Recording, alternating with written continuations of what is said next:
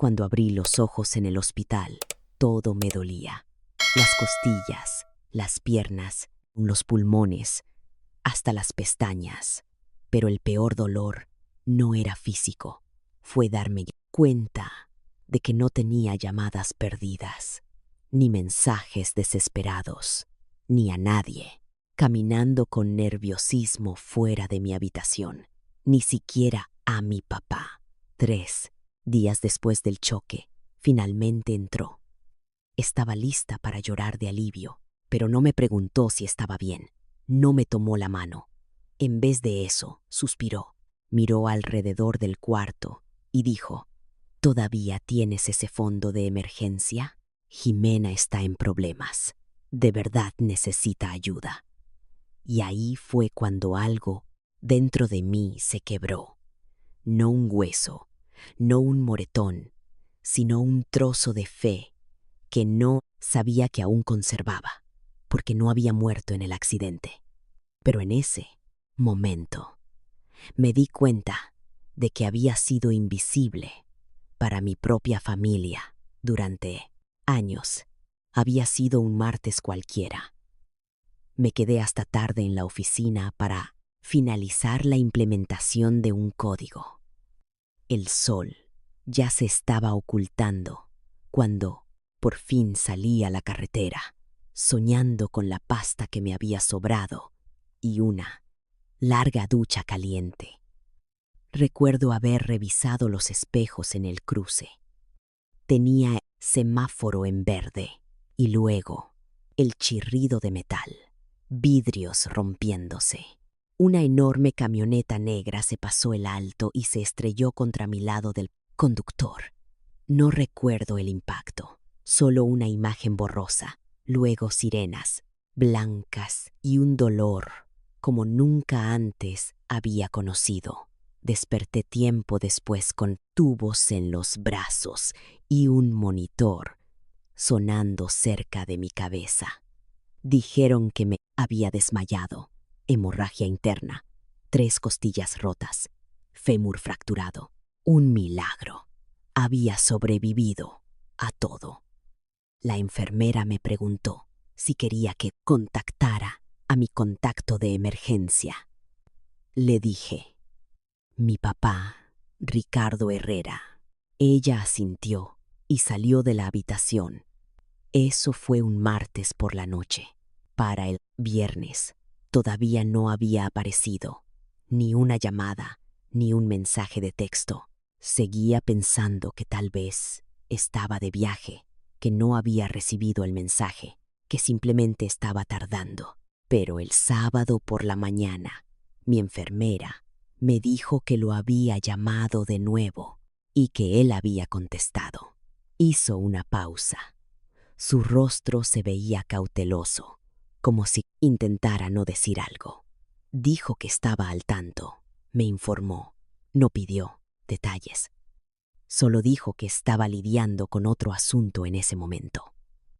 Ese otro asunto, como descubriría más tarde, era el desastre financiero de mi hermana Jimena. No pude comer ese día, ni siquiera pude llorar. Solo me quedé mirando el techo, preguntándome de cuántas maneras una persona podía ser borrada de su propia familia. Aún no estaba enojada, estaba suspendida en un estado de shock. Maya, mi mejor amiga de la universidad que ahora trabajaba en el mismo hospital, fue la única que vino. Me trajo un zorro de peluche de la tienda de regalos. Dijo que era feo, pero leal, como ella. Tu familia sabe que estás aquí, ¿verdad? Preguntó con cuidado mientras acomodaba mi almohada. No respondí. No tenía una respuesta. Al cuarto día, justo después de que la enfermera me ayudara a sentarme y cambiar el vendaje de mi costado, escuché pasos acercándose a mi habitación. Me giré esperando a Maya. En cambio, era mi papá, Ricardo Herrera, camisa planchada, mandíbula afilada todavía en su sitio. Parecía que acababa de salir de una junta directiva. Esperé a que la emoción me golpeara. Alivio, tal vez algo. Pero todo lo que sentí fue confusión. No corrió a mi lado, ni un abrazo, ni preguntas desesperadas. Simplemente se quedó allí, mirando alrededor, como si la habitación del hospital fuera un inconveniente menor. Hola, dijo, sus ojos finalmente posándose en el yeso de mi pierna. ¿Te ves despierta? Sí, respondí, mi voz rasposa. 4 días ya. Él parpadeó. Cierto, me lo dijeron. Acercó la silla y se sentó con un suspiro. Lo observé moverse en su asiento, como si esto fuera una negociación que no quería liderar. Y entonces lo dijo. Jimena está en una situación un poco complicada. Hizo unas malas inversiones con su ex. Problemas de dinero. Las consecuencias son bastante graves. Necesita ayuda. No dije nada. Él continuó. Tú siempre has sido la estable. Tienes ahorros, ¿verdad? Algo de ese trabajo tuyo. Solo necesita lo suficiente para salir del paso, para superar la tormenta. Las palabras quedaron suspendidas en el aire, pesadas y ridículas. Lo miré fijamente. Estaba sentada en una cama de hospital, con suturas en el estómago y tornillos en la pierna, y él me estaba pidiendo dinero para ayudar a Jimena. Quise reír, pero no podía respirar lo suficientemente profundo para que no me doliera. Casi me muero, papá, dije finalmente. Y tú vienes a hablarme de los problemas dinero de Jimena. Él levantó las cejas como si yo estuviera siendo irrazonable. Claro que me importa. Tuviste un accidente, pero Jimena está en caída libre. No, sabes por lo que está pasando. Oh, no, dije con amargura. Solo una fractura de fémur y algo de hemorragia interna. Pero hablemos de lo difícil que es esto para Jimena. Él parecía genuinamente desconcertado, como si de verdad no entendiera por qué no le estaba ofreciendo un cheque al instante. Es tu hermana, dijo bruscamente. Ustedes solían ser unidas. No, papá. Yo solía limpiar sus desastres. Me giré y miré por la ventana. No podía seguir viéndolo. No se quedó mucho más tiempo. Solo murmuró algo sobre dejarme descansar y se fue. Ni un qué bueno que estás viva, ni un estaba asustado. Solo Jimena, siempre Jimena. Después de que mi papá se fue, me quedé mirando el techo durante horas. Las máquinas emitían pitidos. El pasillo exterior era un borrón de movimiento. Una enfermera entró para ajustar mi suero, pero apenas me di cuenta.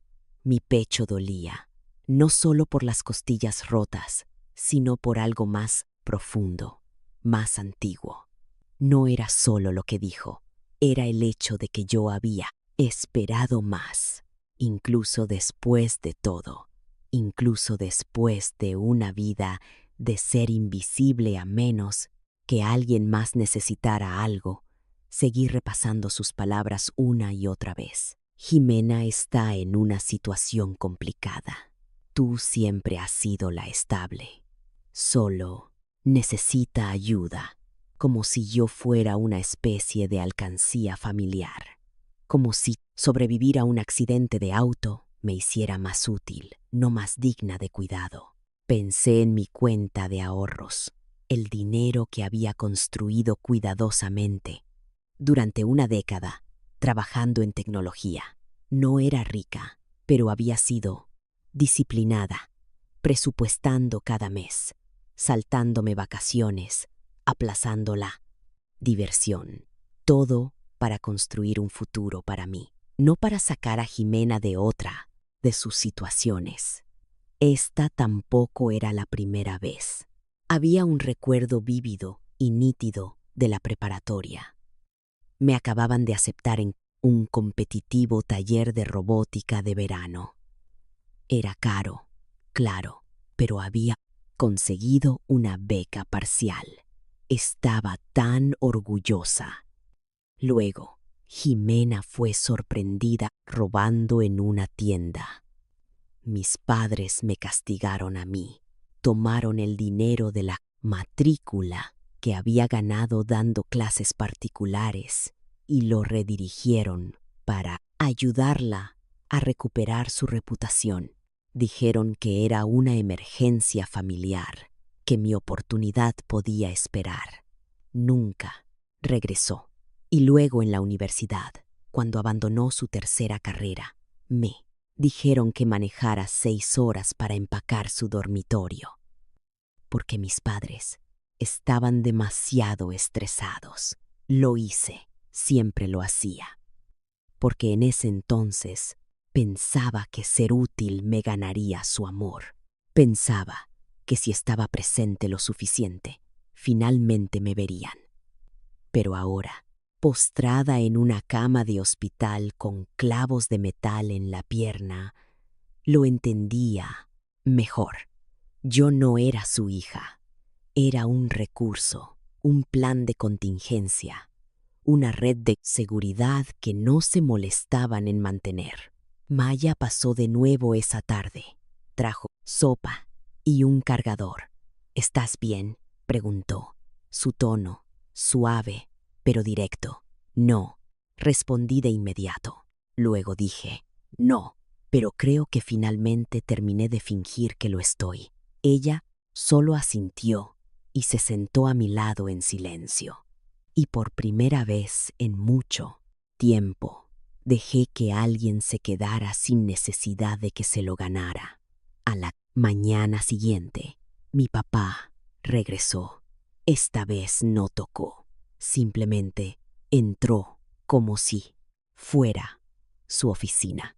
Tenía un café en la mano, no para mí, y una carpeta bajo el brazo. Su rostro era de piedra. Ni siquiera me molesté en sentarme.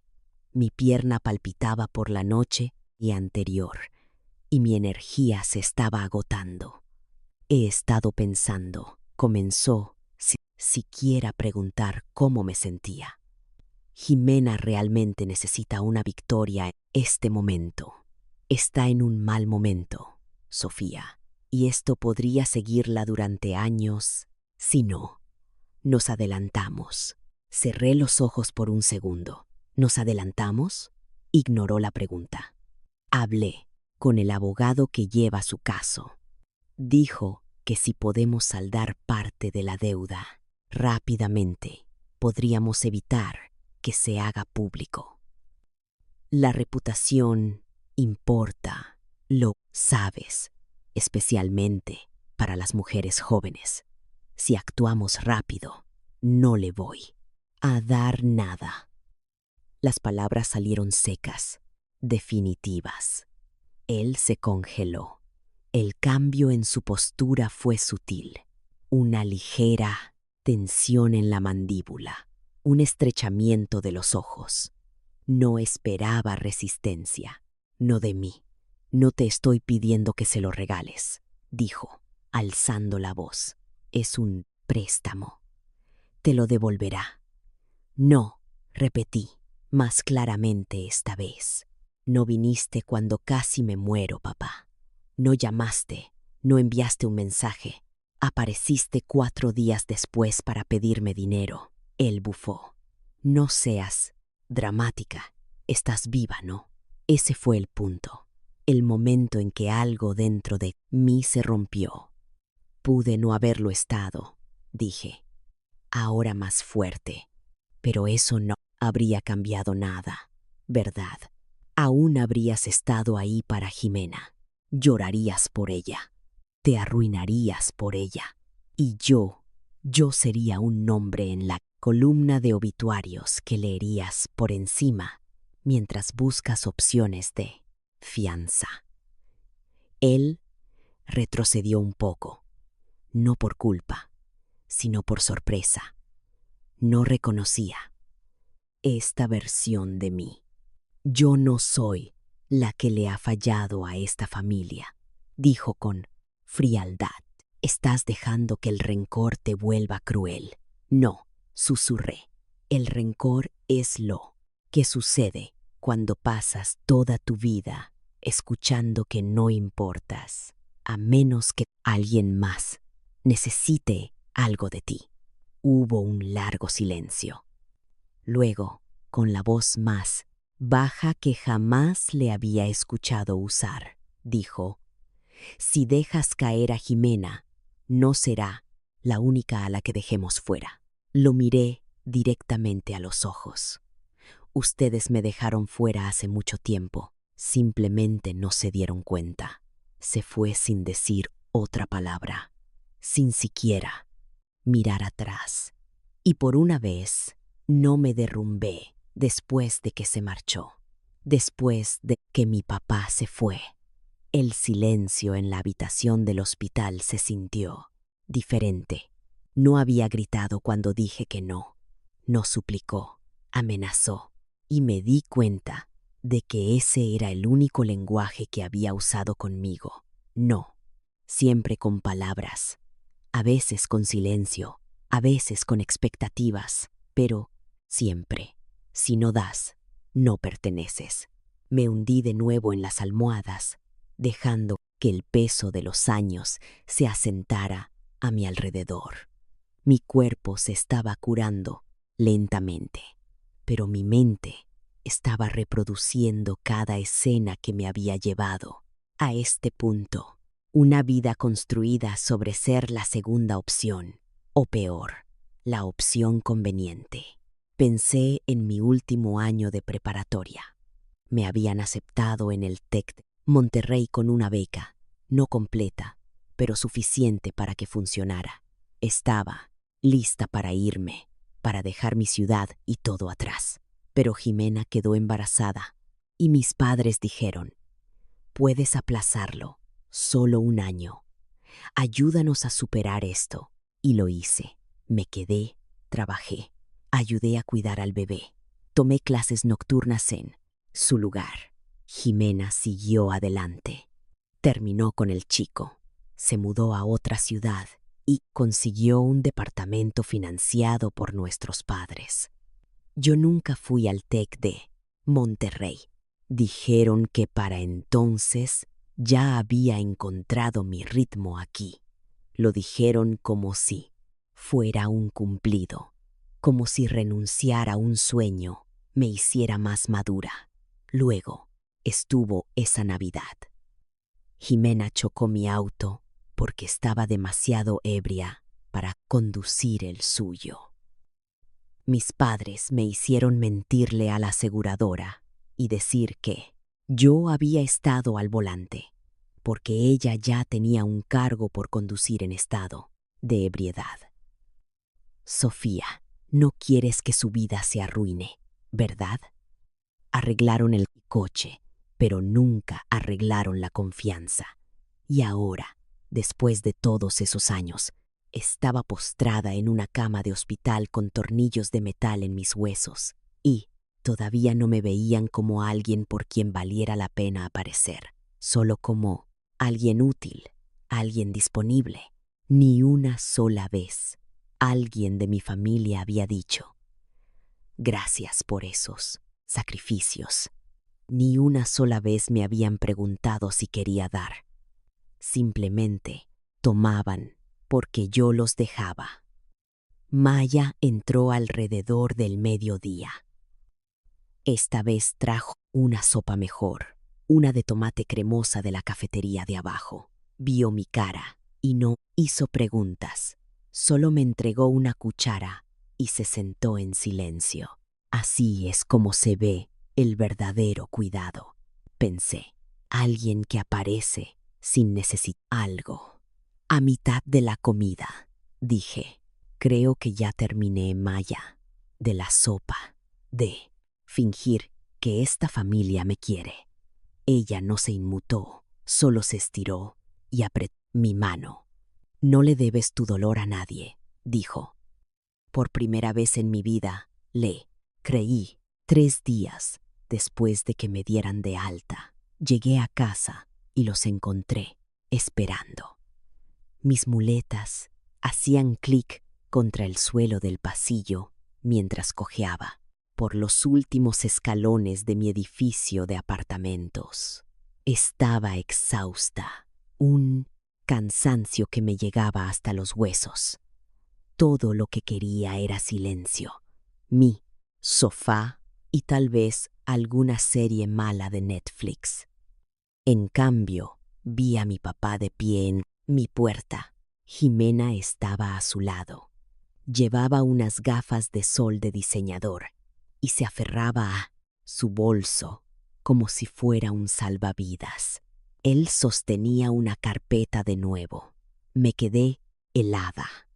Deben haber llamado al hospital y obtenido mi hora de alta. Nadie me había dicho que estarían esperando. Sofía, dijo mi papá como si nada hubiera pasado. Solo necesitamos 5 minutos. No me moví. Ya había dicho que no. Jimena dio un paso adelante, su voz temblando, de esa manera teatral que había perfeccionado desde la infancia. Sé que me equivoqué, dijo. No estoy orgullosa de ello, pero soy tu hermana. Eso no significa nada para ti. La miré, pulcra, perfecta, en pánico. La misma chica que lo había tomado todo, incluso cuando no lo pedía. No estuviste en el hospital, dije en voz baja. Su rostro se crispó un poco. Luego se puso la máscara de víctima. No sabíamos qué tan grave era. Papá dijo que estabas bien porque no pediste nada. El tono de mi padre se agudizó. No, conviertas esto en una cruzada moral. El futuro de tu hermana está en juego. Y el mío no. Estallé. Ni siquiera verificaron si volvería a caminar. Pero ahora están aquí. ¿Para qué? Para rogar, para intimidar. Somos familia, dijo él, con la mandíbula apretada. Y la familia da un paso al frente cuando importa. Qué curioso, dije. Solo importa cuando ustedes necesitan algo. Jimena comenzó a llorar. Real o no, ya no podía distinguirlo. Mi padre no intentó detenerla. En cambio, dio un último paso hacia adelante. ¿Crees que el dinero te hace mejor que nosotros? ¿Crees que tener un trabajo y una cuenta de ahorros te da derecho a abandonar a tu hermana? No, dije, pero me da derecho a decidir a quién le entrego mi vida. Abrió la boca de nuevo, probablemente para lanzar una amenaza más, pero levanté mi teléfono. Sí, no se van ahora mismo. Llamo a la policía. Su rostro se quedó en blanco. Me miró como si acabara de hablar en un idioma no podía entender. Luego se volvió hacia Jimena y murmuró: «Vámonos». Se fueron sin decir otra palabra. Me quedé allí en silencio por un rato, con las manos aún apretadas alrededor de mi teléfono, el corazón latiendo con fuerza. Una parte me quería colapsar. Otra parte se irguió un poco más.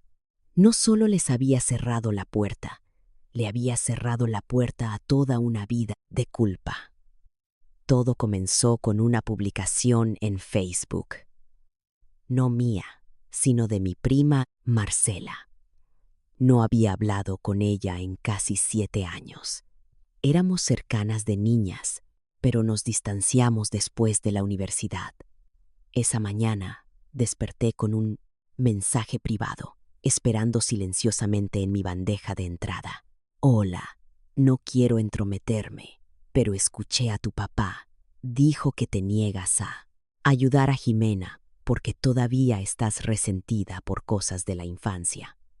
Solo quería saber, ¿está todo bien? Miré el mensaje durante mucho tiempo. Ni siquiera sabía cómo empezar.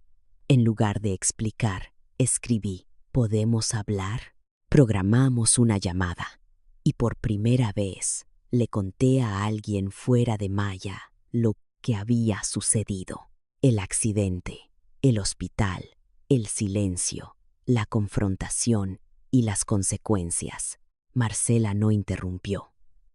Cuando terminé, exhaló lentamente y dijo: eso suena exactamente como ellos.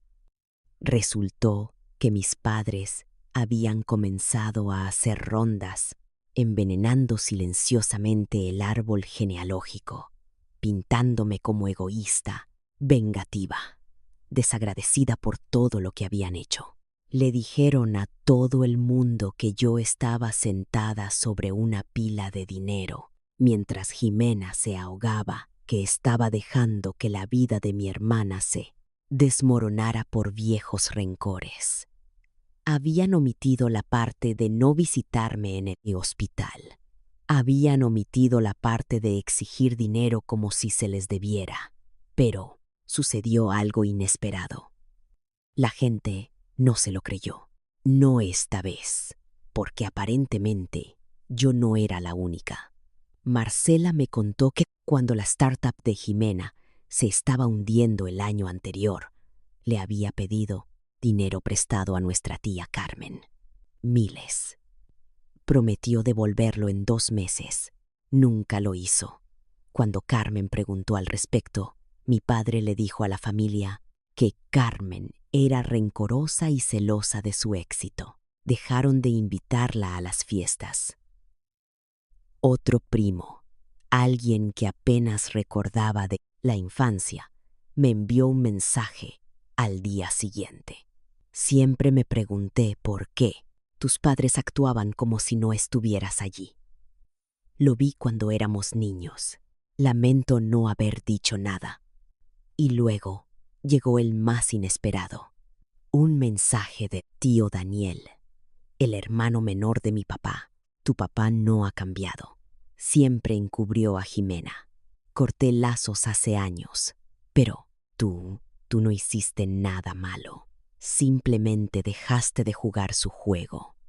Mi bandeja de entrada se fue llenando lentamente. Historias, lamentos, disculpas. Fue abrumador. Como un coro de voces que no sabía que necesitaba. Finalmente, hablando al unísono, le mostré un mensaje a Maya. Ella sonrió y dijo: te lo dije. La verdad siempre resuena. Mis padres no. Volvieron a contactarme, no directamente. Pero me enteré por un amigo en común de la familia que estaban furiosos, avergonzados de que su círculo social hubiera comenzado a encogerse. La gente los cuestionaba, preguntando qué había pasado realmente. Ya no podían controlar la narrativa. No podían convertirme en la villana cuando la verdad se estaba multiplicando. Y Jimena me envió un único mensaje de texto. Espero que estés feliz. Destruiste a esta familia. No respondí, porque yo no había destruido nada. Ellos habían construido nuestra familia sobre el desequilibrio, sobre el silencio, sobre una hija siendo el sol y la otra una sombra. Todo lo que hice fue salir a la luz. Esa semana, Marcela me invitó a una pequeña carne asada, familiar, sin mis padres, sin Jimena, solo primos, tías y tíos que querían paz. Casi dije que no, pero luego recordé lo que Maya me dijo. No le debes tu dolor a nadie, pero mereces tener conexión, así que dije que sí. En la carne asada, la tía, Carmen, me abrazó tan fuerte que pensé que mis costillas podrían volver a romperse. El tío Daniel asó salmón y me llamó la Dawson más valiente. No fue una reconciliación dramática, no fue un momento de película, pero fue real. Y mientras estaba sentada en una silla de patio bajo el sol, riendo con gente que finalmente me veía, me di cuenta de algo. No había perdido a mi familia. Finalmente había encontrado la parte que sí sabía amar. Ha pasado un mes desde la carne asada. No he sabido nada de mis padres. Ni una llamada, ni un mensaje. El número de Jimena está bloqueado. El silencio solía aterrarme. Esa quietud persistente e interminable que me hacía preguntarme si había cometido un error. Pero ahora se siente como aire, fresco, sin presión, mío. Cambié las cerraduras de mi apartamento. Actualicé mis contactos de emergencia en el hospital. Maya ahora está en la cima de la lista. Incluso quité mi apellido de mi buzón de voz. Solo mi primer nombre ahora. Te has comunicado con Sofía. Deja un mensaje, porque por primera vez no soy una sombra de los Herrera. Solo soy Sofía. Empecé terapia. Mi terapeuta dice que he estado en modo de supervivencia durante años, caminando de puntillas alrededor de personas que solo mostraban amor cuando les convenía. Ella me ayudó a nombrar algo que no había podido. Negligencia emocional. La cosa es que, una vez que le pones nombre, finalmente puedes elegir no cargarlo más. La semana pasada, transferí parte de mis ahorros a un fondo, no para nadie más, no para emergencias, sino para mí. Viajes, descanso, tal vez una cabaña por una semana en el bosque. Silencio, pero del bueno. Maya está planeando un viaje por carretera y me preguntó si quería unirme. No lo dudé. Quiero volver a conducir, reclamar la carretera que casi me mata y recordarme que sigo aquí, todavía en control, todavía eligiendo. A veces pienso en lo que habría pasado si hubiera dicho que sí, si hubiera entregado el dinero, si me hubiera tragado mi ira, si hubiera interpretado el papel que querían una última vez. ¿Me lo habrían agradecido? Probablemente no. ¿Me habrían respetado? Definitivamente no. ¿Se habrían guardado mi sacrificio, sonreído cortésmente y se habrían ido hasta la próxima emergencia? Pero no dije que sí, dije que no. Y esa única palabra no me hizo cruel, me hizo libre, porque el amor no debería requerir dolor, la familia no debería exigir silencio, y ser la hija de alguien nunca debería significar desaparecer dentro de sus expectativas. Así que no, no lo siento, no estoy avergonzada, ya no soy suya, soy mía.